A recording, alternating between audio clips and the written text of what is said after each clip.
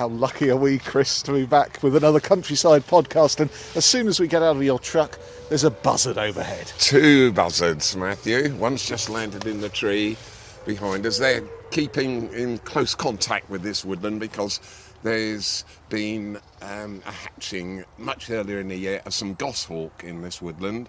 Quite surprising, we're only 2 miles from Norwich.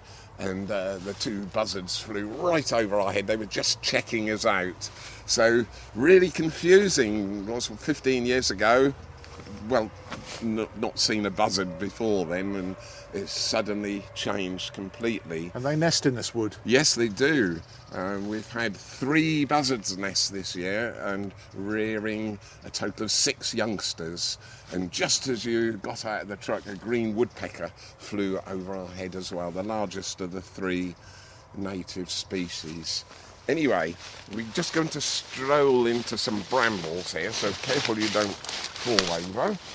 I'll try my best. They're quite close to the ground. We're in a fringe of the woods here, Yes. and looking into the sun, and everything is so beautiful this morning. How lucky are we? Yes. In that it's all white, isn't it? We've had some very low temperatures overnight. Yes, it was about -3 here, our first proper frost of the winter, and I would say we're in winter now.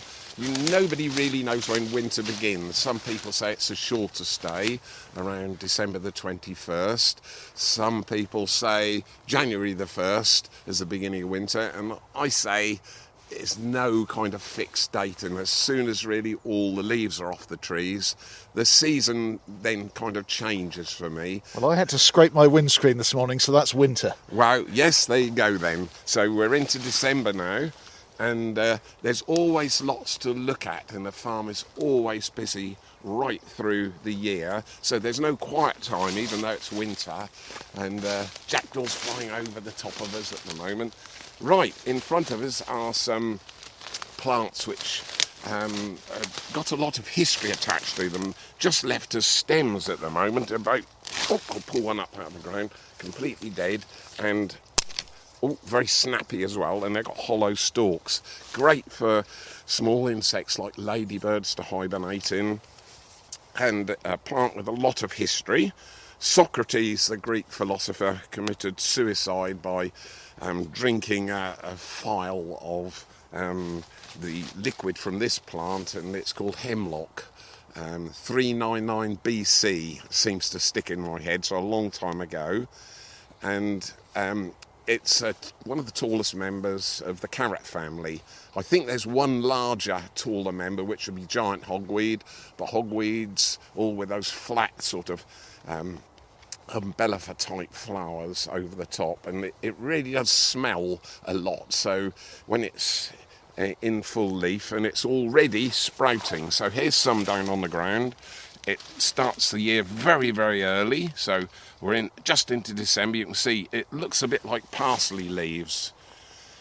So are these dead, these ones? These are completely dead. It's finished its season. The seeds have all dropped off. I'm looking at some of the plants. Oh, there might be a seed left right up on top of that one. That one's about 7 feet tall, and that's where most of the poison is. It's called quinine, and it's absolutely deadly. It sort of paralyses the respiratory system, and you just can't breathe, so it is particularly deadly.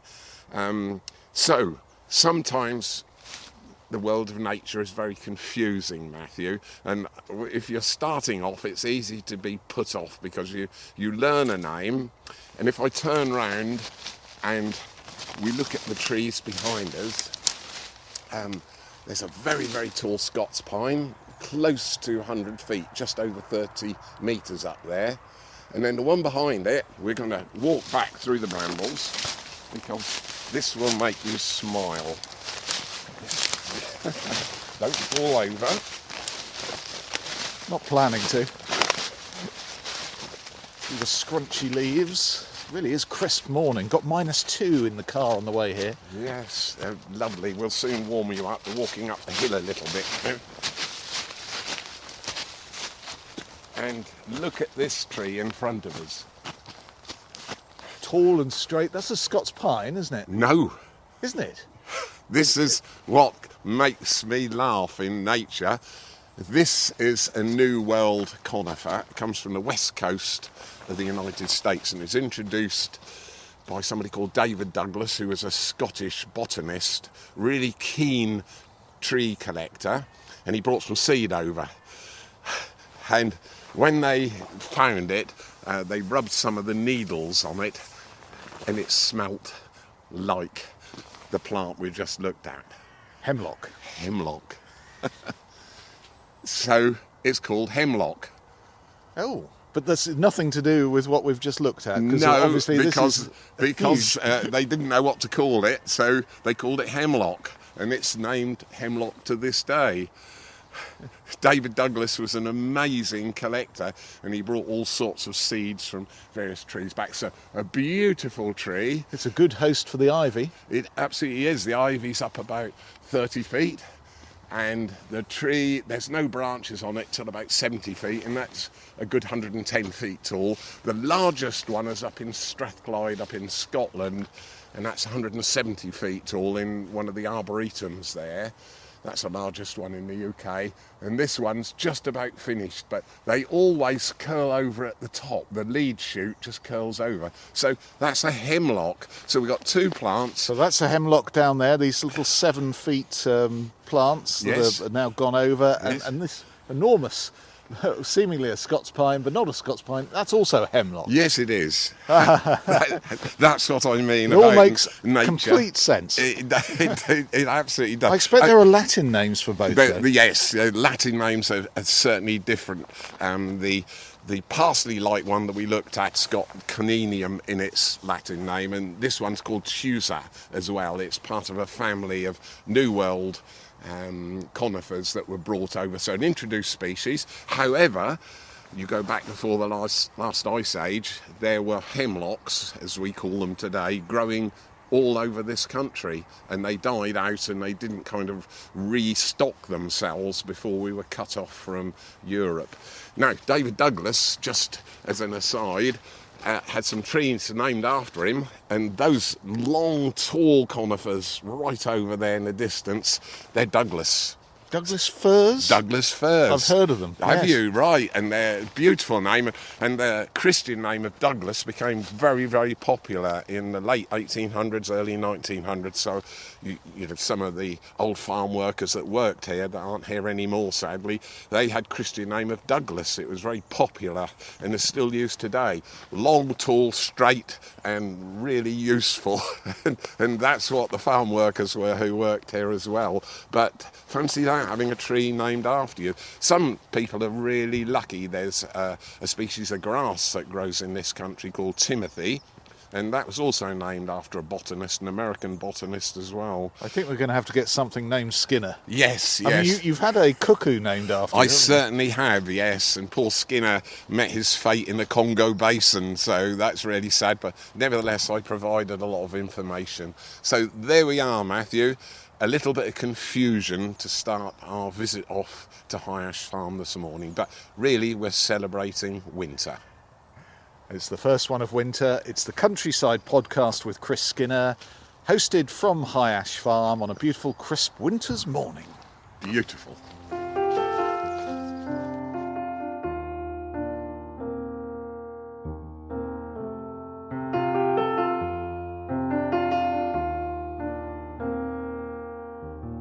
Chris Skinner's Countryside Podcast with Matthew Gudgeon.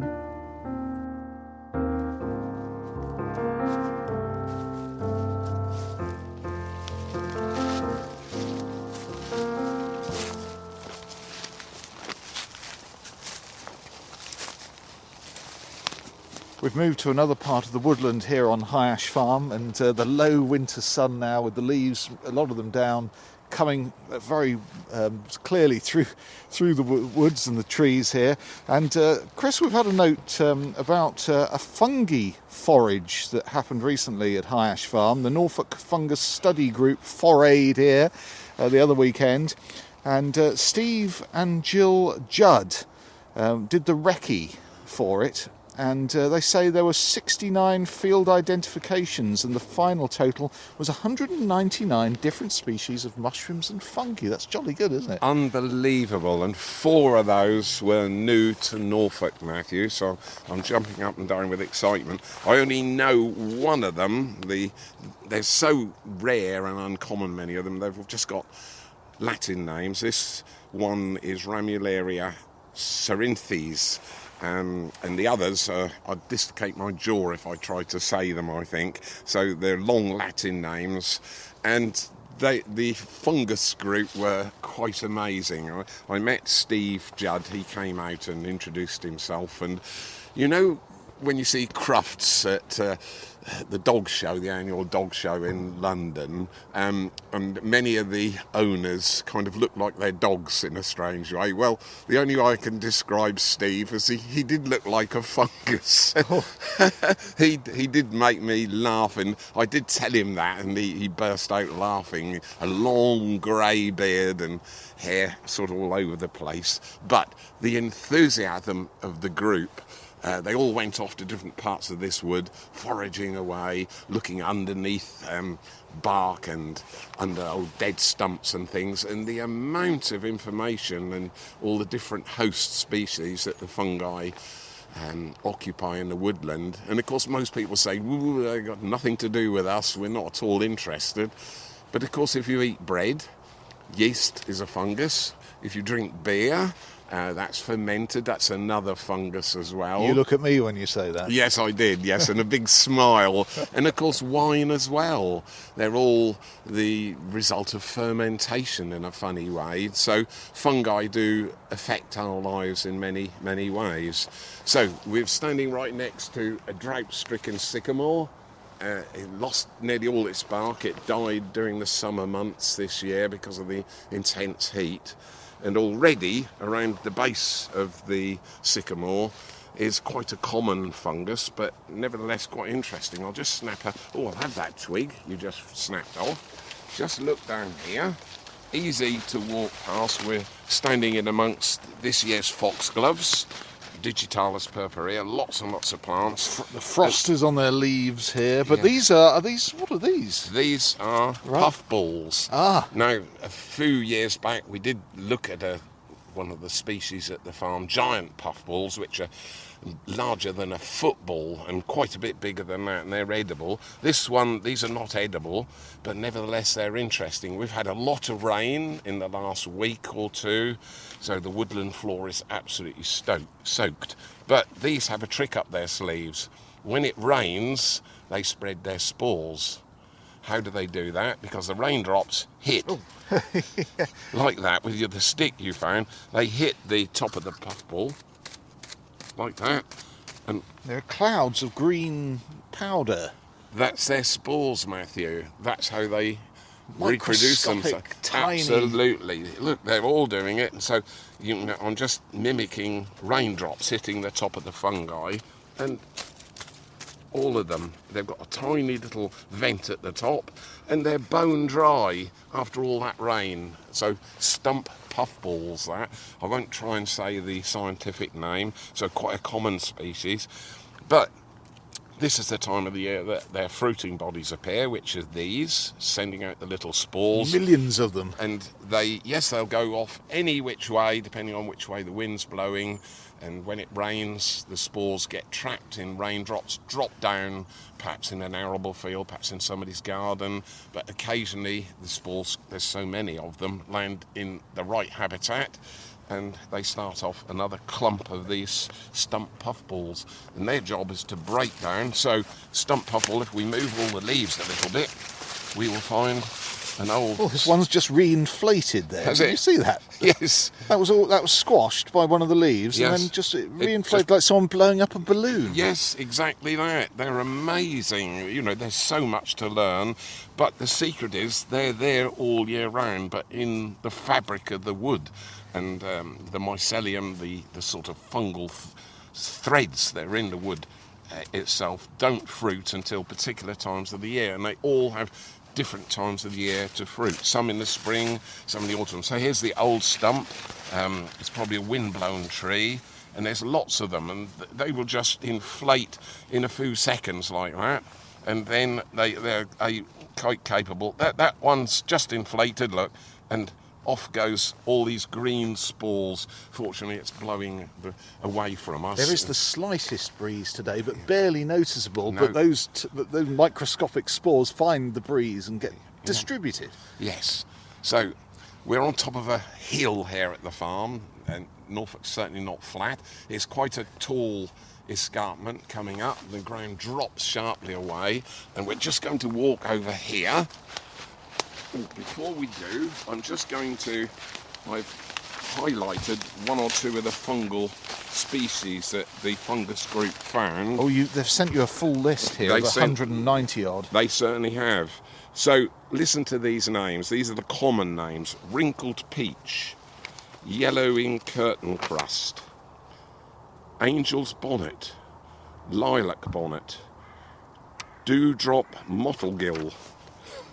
They detected Dutch elm disease, which I suppose is a fungus. Yes. Yeah. Turf mottlegill, fenugreek stalkball, and red edge brittlestem. And that's just some of the names. Those are the popular names, but there are quite a few here that don't have popular names, Yes. but are still listed. Yes, and that's the fascinating thing about the world we live in. There's so much that, I mean, I'm ignorant on fungi. I know a dozen, and I recorded those to the Fungus Foray, and they quickly found that dozen in the first 15 minutes of the fungal foray, and just amazing. Anyway, the top of this hill is scientifically very, very interesting. And we're going to have to walk over here about 20 yards through the bracken, and this year's fox, well, it'll be next year they all come into flower, the biennials. Just be careful, there's a few rabbit holes on top. My terrible terrier went down a rabbit hole here last night. Not the rat. The rat disappeared. He was missing, and it was just about dark, and I'd been working in the wood here all afternoon. My heart sank. I'd heard a strange bark about half an hour earlier, and I couldn't find him when I went to look for him. I called him. Normally he's very good, he comes straight away. And I walked past a large bonfire with some holes in it, an old sort of pile of logs. It certainly wasn't on fire. And then I walked, heading back to the truck, a bit dejected, and I heard a muffled bark when I walked past a hole. And I put my head down the hole, I could smell fox down there, and I heard a muffled bark, and he was about 20 feet down the hole on a steep bank with pine roots and oak roots, and I called and called and called, and eventually this dog came out, but it didn't look like Ratty. He was bright yellow in the sand. He left the fox. The terrier in him said, no, you can't leave that fox, but he's got a touch of Chihuahua in him, and the Chihuahua kind of likes the warm fireside at night, so he decided to second part of his being. Did you have to give him a hose down? I had to give him a bath and a hairdry later on. Oh, that dog. Oh dear. I think people love hearing his adventures. Yes. But I mean, I suppose That they was a bit dangerous, really. very dangerous, and without hearing where he was, you wouldn't have known. No, I heard this muffled bark, and he was a long way underground. Just be careful, because there are several rabbit holes here. Nearly there.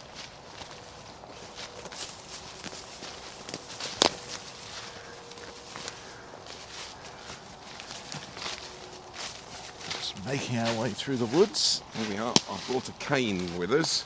Now, this part of the woodland, there's a hectare on top of this hill, has confused ecologists and scientists and geologists for decades. And they've done a special survey here because we're standing on 2 meters of peat, and it's on top of a hill. And the question is, Peats are normally in bogs, aren't they? Exactly that. And finally, the question's been answered. And during the last ice age, all this valley in front of us, prior to that, before the ice actually came, it was an inland sea, and probably 40, 50 feet deep water. And we're on top of the hill, and this hill would have been it not covered by the water. So, give you an idea, most of Norwich there would have been underwater. So, how did the peat get here? And the answer is it floated and landed on top of the hill, the dry land, and it brought back an experience that I had as a teenager. I'd hired a boat with a friend and we were on Rockland Broad, and we were doing a bit of fishing, and we moored the boat up beside a reed bed, only to discover the reed bed was actually floating across the Broad. And we didn't know till we got back in the boat, and we were a good 100 metres from where we'd embarked on. And the reeds were growing on peat? On the peat. And the peat was floating? You could actually jump up and down on it. We have an area of peat at the farm here in the bottom of the valley. And if I jumped up and down on that, even you were 10 feet away from me, you would go up and down as well. It's just a floating. But the only way this could get here was to float here and get left on top of this hill, because it is incredibly deep. So I brought a cane, and first of all, what I'll do is scrape the top of the soil off, Matthew, because you can't believe what you're seeing. Look, it's good, rich, look at this. Lovely soil. We've been looking at some of the soils over previous weeks. Sand a few weeks ago, some of the clays here at the farm last podcast, and this week it's the peat. Almost pure organic matter, and it just doesn't make sense. Now, I can get the cane and I can push it down into the soil quite to depth, and it will go down 2 metres, and the further down you go, the blacker and more rich the peat is. Just look at this that I've scraped off the top. That's full of nutrients, isn't it? Absolutely amazing stuff. So very valuable, but it's a kind of fossil record, because there's no oxygen down there in the deeper peat layer. It doesn't degrade, it stays there. There's nothing to it, there's just no oxygen can get in it. And that's what's happening to our fen soils, some of the richest land in our country, where we grow lots of root vegetables. But because we're ploughing it and moving it each year, gradually the peat reduces, because you add oxygen to it when you move it, and gradually the layer of peat is sinking down lower and lower till you get to the clay level, and that causes difficulties with the vegetable growing. Historically, peat was used for fuel as well. People used to burn it, and in fact where we come from each week here is the county of Norfolk, and Norfolk's famous for its waterways called the Broads. Yes. And the Broads, in fact, are man-made, aren't they? Yes, they certainly are. Just that peat digging, and that's from millennia ago. Again, no oxygen could get to that level of peat because it'd be covered by shallow layers of water most of the year. And so it never has a chance to decompose, so it's always there. It's just strictly vegetable matter, so it's an early form of coal, if you like, and it will burn. If you dry it, it will burn. It also makes a great soil conditioner to mix with. If you've got clay soil or sandy soil, it helps the sands retain moisture. It helps to break the clay soils up to make it more friable, and that's one of the soil types we'll look at next week, which are loams and silts and alluvial soils. So we'll look at those. That's one remaining soil type to look at for us in a future podcast. So next week I can ask you for a loam, can I? Yeah, yes, I thought, yes, oh, very good, very droll, Gudgeon.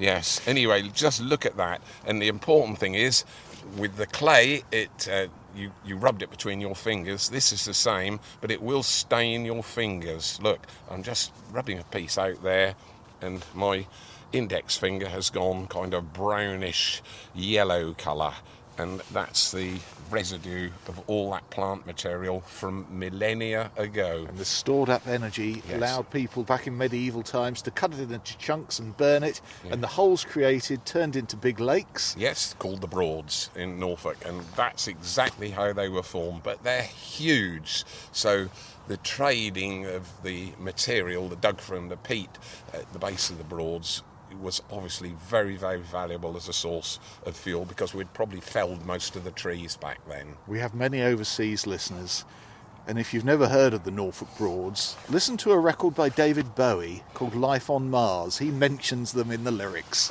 Well done.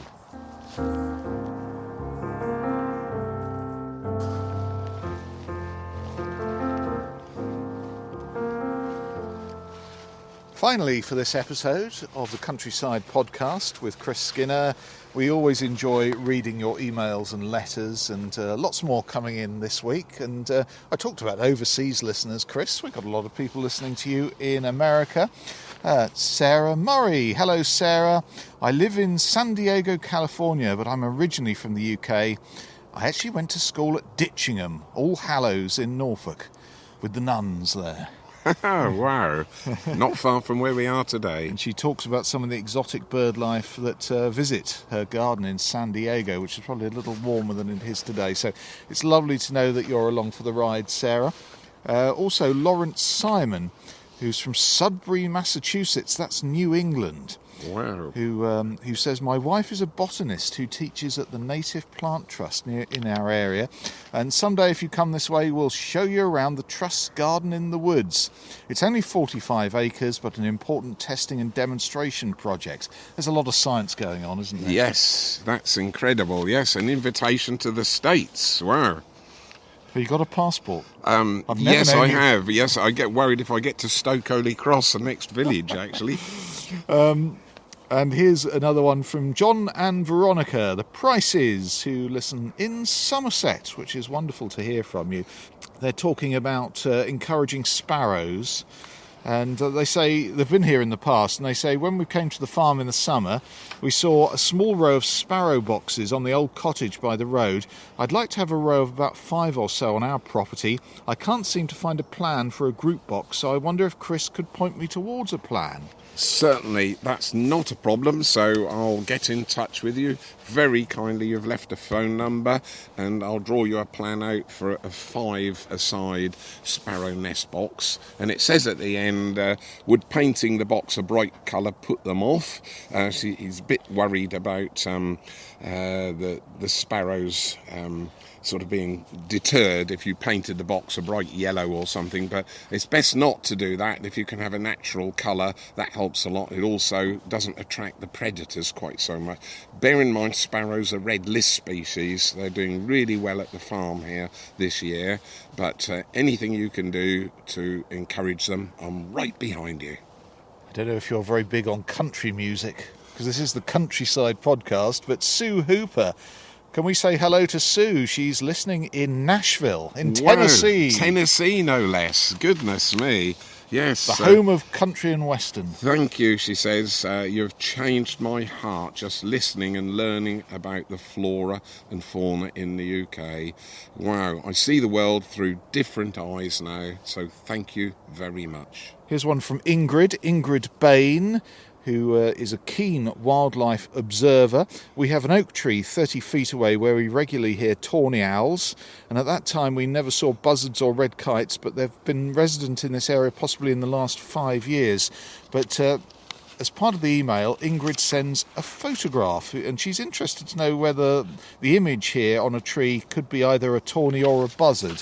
Yes. And, let's just have a look at this colour image that's been sent through. There we are. Oh, it's on an outbuilding there. Yes, it's right down the end of her garden. So I've used a special trick for this one to unsolve the mystery, which has been there for a number of years. So I rephotographed the bird, but in negative.